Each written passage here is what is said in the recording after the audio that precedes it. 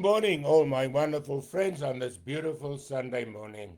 As I'm looking out of my window here in my office, I can just see the sun rising. Summer is coming and the winter is passing. And so it is with everything that God has created. It has a beginning and an end, of course, except eternity, right? God Himself has no beginning and has no end. But everything else is created by God. And this morning, as we look at the sun and we see the rays shining, we know the Bible says the Son of Righteousness has risen with healing in his wings. And this morning, we know that the Son of Righteousness, which is our Lord Jesus Christ, has risen within us, And, the Greeks has a way on Resurrection Day to say, Christos Anesti, it means Christ has risen. The other one would answer, Alithos Anesti, it means surely he's risen. And this morning we can say, surely Christ has risen in our hearts. Christ has risen in our hearts, and that is why, the more I learn about my position in Christ and Christ's position in me, the more I just stand amazed at to think what God has done for me and what has happened to me. You see, salvation is not an event alone, it's an happening. It is an eternal happening. It's something that's happening every moment. And that happening is the life of God that is right now within us, that is energizing us with spiritual fervor and love and grace and mercy and wisdom and knowledge and understanding, And the closer we draw to God, the more it becomes and the clearer it becomes, I found that I look from far away, you just see the outlines. But the closer you get, the clearer you get, you see the more detail. And that is what I'm seeing every day as I study the Bible. And I always see more detail than what I saw before.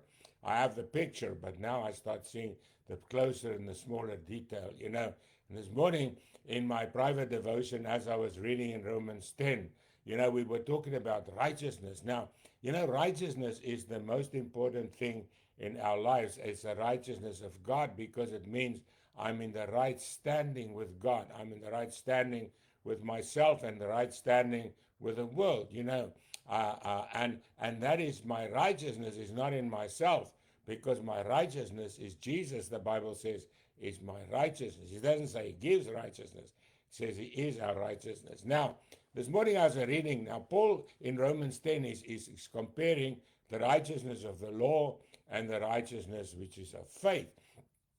Now he comes and he says, for Moses wrote about the righteousness which is of the law because he gave the law of faith, of the law of righteousness. A man that does these things shall live by them. In other words, you shall keep the law, and the law shall be the direction of your way. Not that the law is wrong, because he says the law is righteous, pure, and good. But there was one problem with the law, is that we couldn't keep it, right? I don't know if you've ever tried to keep it, but I've broken about every one of the 10 commandments, And so I couldn't be righteous by the law because the law condemned me, right? But now he comes and he talks about the righteousness which is of faith and the faith of Abraham. Abraham believed God before the law, right? And that was accounted him to righteousness, right? So Jesus fulfilled the law. So as much as Abraham received the righteousness of faith before the law, so we receive the righteousness of faith after the law was fulfilled by the Lord Jesus Christ. So our righteousness is not of the law, it's by faith in Jesus Christ. And he says, but the righteousness of faith speaks in this way. Now, how does the righteousness of faith speak? He says, do not say in your heart, who will ascend into heaven? That is to bring Christ from above. It says, don't wait for Jesus to come. He says the righteousness is already here. Sure, he's coming, but he's right here now. He says, or who will descend into the abyss to bring Christ from the dead? He says, don't look for Christ in heaven and don't look for Christ on earth because you cannot go there. Where are we? We're right now here on earth, right? So now he says, but what does the righteousness of faith say? That the word is near you. That word is not in heaven, it's not in earth, or under the earth in hell. No, that word is there too, of course, but now the word is here. He says it's near you. Where does he say it's you? He says is in your mouth and in your heart. Right? The word is there already. The day we got saved and born again, the day we received the word of God, it came to stay. The Lord doesn't come to visit. The Lord comes to stay. The Lord says he abides in us. You know, the English word abode is a home. Jesus came to make a home in us. The Bible says we are temples of the Holy Spirit. We're a holy dwelling, you know, where God himself lives. That's what makes us holy, not ourselves or our works. He says, but he says, now he says, what is the confession of the word of faith? What is the word of faith say? The righteousness of faith says, if you confess with your mouth the Lord Jesus Christ. In other words, it is not enough just to say I believe, or to think you believe. You got to say I believe, you know, and that is why I confess with all of my heart. I believe in my heart. I confess it with my mouth that Jesus is the Christ, is the Son of the living God. You remember when Jesus asked the disciples, he says, well, who do the people say? And they say, well, some says you're Elijah, some says you're a prophet, you know, some says, you know, you're Moses. And he says, but what do you say? And Peter says, Lord, he says, you are the Christ, you're the Son of the living God.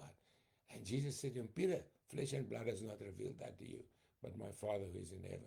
Now, if you and I can say that I believe that Jesus, you are the Christ, you are the Son of the living God, it's not flesh and blood that revealed it to us. Who? But our Father who is in heaven.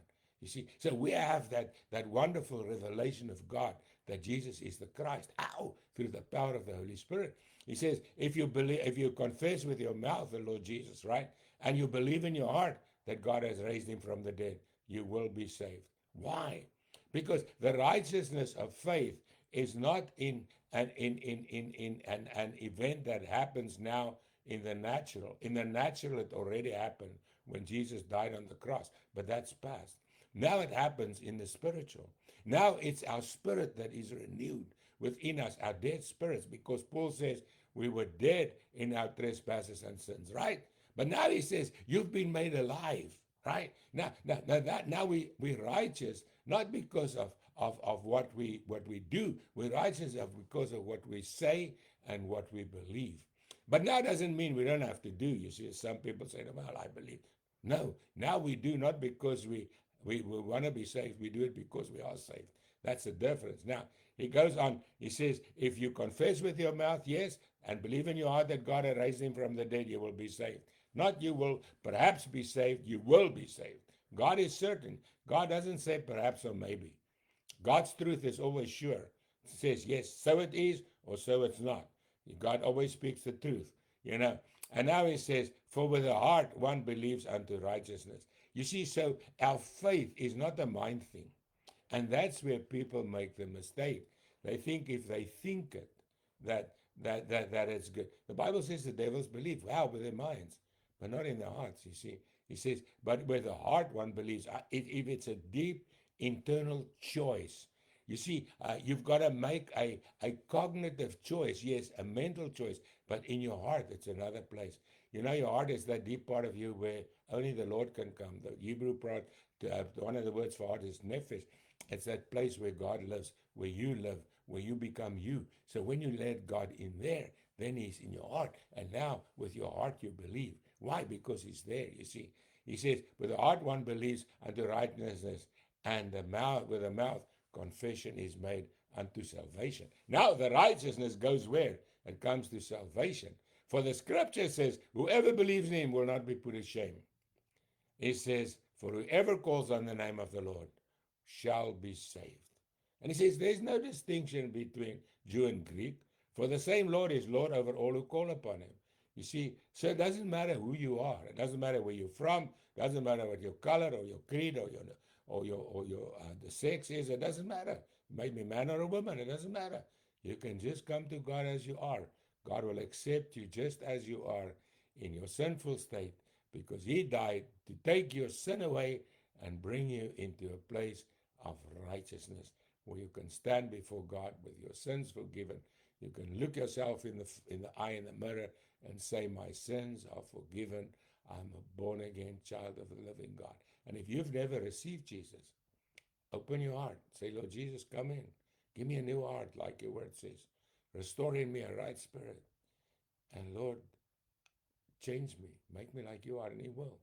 And Father, I just thank you for the glory of your word, for the majestic holiness that there is in the righteousness by faith. Lord, it is such a gift. It's so much greater than we can even thank you for, that we can understand or comprehend, because we know God. It's not by our goodness, it's not by our own ability and talents, but it's by your grace and your power. Thank you, Father, that we can call you Father, that we can pray and thank you, and pray that your healing virtue will flow through every body, every soul, every spirit, and bring health and wellness. That your peace that passes all understanding will keep our hearts and our minds in Christ Jesus. Amen. Well, have a wonderful day. A bit later, I'll be back with our Sunday Bible study. The Lord willing, God bless you and have an awesome day in our Lord Jesus Christ. Amen. And remember, it's not by might or power, it's by the Spirit of God.